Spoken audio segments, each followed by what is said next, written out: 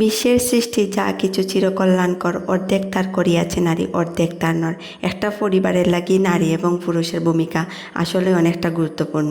তারার ভূমিকা ছাড়া কোনো ফ্যামিলি টিকিয়া থাকতে পারে না। আচ্ছা, যাই হোক, নারীদের লইয়া তো সবাই কত কথা কয়, আজকে নয় আমি পুরুষদের নিয়ে একটু কথা কইলাম। পুরুষ মানুষ অনেকটা খেজুর গাছের মতো, আদর পায় না, যত্ন পায় না, কেউ জল দেয় না, সার দেয় না, গুড়ায় মাটি দেয় না। সে নিজের পায়ের তলার মাটি নিজেই শক্ত করিয়া অযত্নে অবহেলায় বেড়ে ওঠে।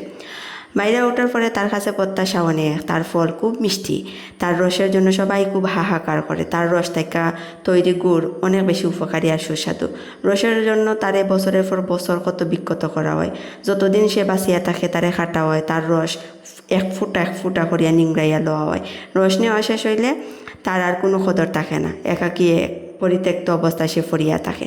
জীবন শেষ করার পরেও আরও কত কিছু ঘটে, এগুলার কইয়া লাভ নাই।